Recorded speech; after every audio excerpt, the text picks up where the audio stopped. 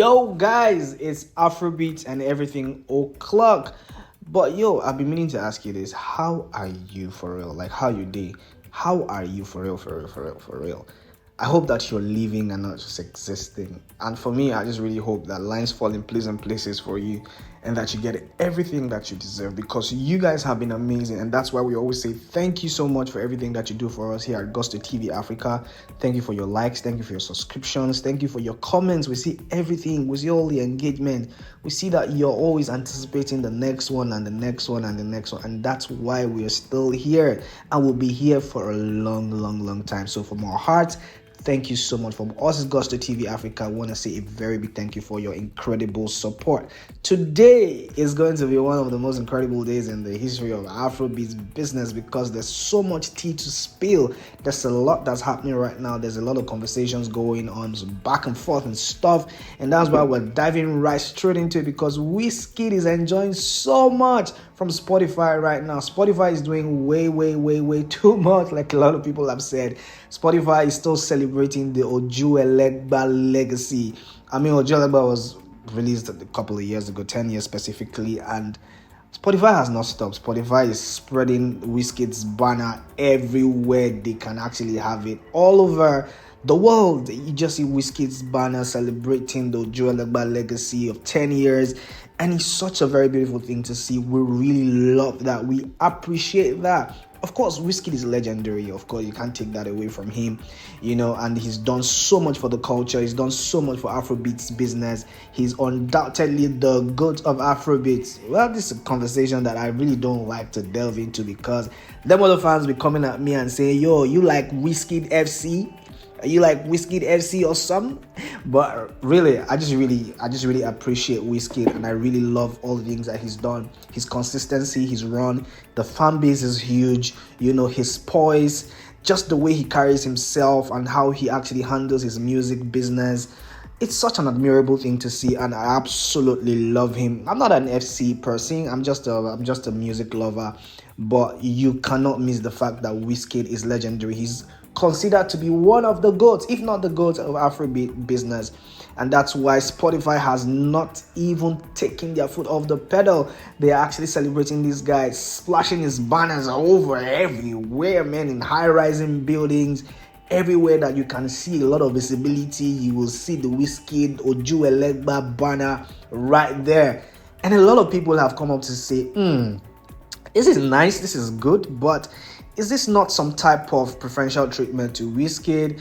The Spotify celebrate Burna Boy like this? The Spotify celebrate Davido like this? Does Rema have this kind of mileage that Spotify is dishing out to Wizkid? Is there some type of preferential treatment of Wizkid over the other artists or the supposed GOATs of Afrobeat? A lot of people have had a lot of things to say, and for some other people, like, oh, this is actually, like we say over here in Nigeria, partiality. But I don't think that Spotify is being partial with the treatment of Wizkid. I think Wizkid is an iconic, superstar, and has to be celebrated the way that he's been celebrated. I know for certain that when is the time for Burna Boy and the Davidos and the Remas? We'll see all the support come from Spotify as well, because this energy where they take enter Wizkid, they guys multiply for everybody, but that's admirable. That's very beautiful to see. I want to say a very big thank you to Spotify for, just being there to celebrate Wizkid in the manner that they're doing right now. We think it's absolutely admirable. It encourages the artists to also push more and, break more ceilings and, achieve greatness. Thank you so much, Spotify. But some other people have actually come up to say maybe this is some type of PR push. Wizkid's anticipated Mariah album drops on the 1st of October, like he has actually said, and we hope that he's sticking to that promise. And a lot of people are saying this is just some type of PR push, just to get people to actually get themselves geared for the album and get ready for the album and give Wizkid the kind of support that they would expect that he would get from the album. Maybe Spotify actually has a stake in this project. Who knows? You never really know. Partnerships exist, but other people are saying, nah, it's not PR, it's just Wizkid's greatness being celebrated. Whatever it is, we know it's a beautiful thing, and we know that this is something that we love to see, and want to say congratulations to Wizkid. Moving on quickly to Mr. Money with the Vibe, the Lungu boy, Ololademi Asake This guy is just doing incredible things, and before our very own eyes, we're witnessing a superstar forming up and shaping up to be one of the most iconic names in the history of Afrobeats and Afrobeats business. Asake is shattering all the ceilings right now, just doing incredible things, selling out the O2 like it's just child's play, back to back, filling out stadiums, doing tours, getting nominations left, right, and center, getting endorsement deals. Asake has actually branded himself to be an iconic superstar, and everybody in the world right now can sing his name without even thinking, oh, who's that guy? You should know who Asake is. And right now, people are talking. People are so excited about his artistry and his journey. I am excited too because Asake works so hard. He's in tune with his music. He's in tune with his roots. People love him for what he does. His fans are always ecstatic every time he drops a new project. He connects with his fans. He's a lovable guy. He's not the industry guy that you cannot access, in that manner. So Asake is just a loving guy, and I actually just wish him all the best. And I think that everything that he's getting, he deserves it. I'm coming from the back of that sold out O2 show. There's been a lot of talks, here and there. And what came up yesterday was some type of a documentary to celebrate Asake and his strides. And that documentary was so well done. It popped up. People were getting goosebumps left, right, and center.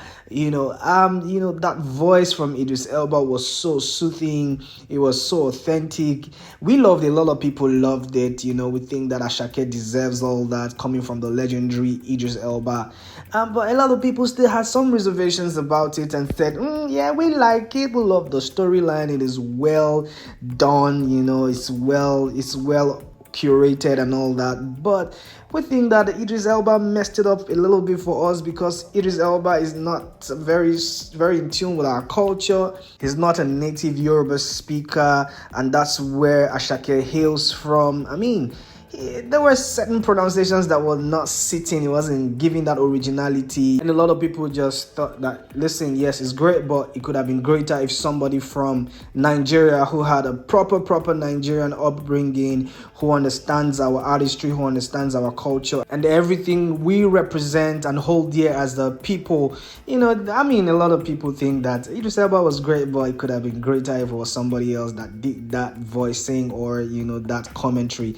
And I kind of lean towards that a little bit because I enjoyed it. Of course, I absolutely love Idris Elba, but I think that it could have been properly done, if it was somebody else who understands all of these things. But then we say kudos to Asake. It was very good. It was beautiful to see. The intention was great. It resonated, still resonates. But if was still tap, if not proper Yoruba boy around that, run that P. But anyways, it was good. It's good to see, and we just want to say congratulations to Asake, Mr. Money with the vibe, the Lungu boy. Moving quickly to some positive news. We have some positive news from TG Omori. TG Omori actually posted a picture yesterday on X across the social media platform to say, yo guys, I'm coming back in 2025. We can see that he's looking a little fresh, a little different from the TG that we know with all the beards and funny look. He's looking quite a little bit chilled and relaxed. So we anticipate a quick recovery for him. We're praying that he recovers fast so that we can get our boy TG Omori back, the one who does most of the incredible, amazing videos that you see from all your Afrobeat superstars. We're wishing you a speedy recovery, and we hope to see you back soon again. Moving quickly to Davido. Davido has a new banging tune coming with Daco. Daco was pictured with Davido in France a couple of months ago, and we knew that walkabout those movements there, we knew that the collaboration was going to come out from that. And yes, Daco and Davido are set to drop a word banger, like he has said it. Fingers crossed for that one, and we really want to hear what that will sound like. We know Daco is an amazing artist, and then combining with Davido, who's just stretching his arms to literally everyone right now. We want to see what that will sound like, and want to say congratulations to Daco or Davido, as it could be like a major breakthrough for him as well, as he's hopping about looking for some major hits. One person that is legendary that you cannot skip his name when you mention people who have actually set the pace for the growth of Afrobeat business in Nigeria, in Africa. That person is Fino.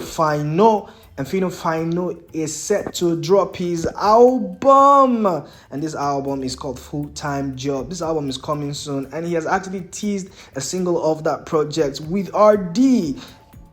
Man, that shit is sounding smokes. And for me, I'm anticipating this album. I'm anticipating everything that's gonna happen on this album. And like a lot of people always know, Olamide might actually be on that album, because Olamide and Fino are like the two goats of the rap business.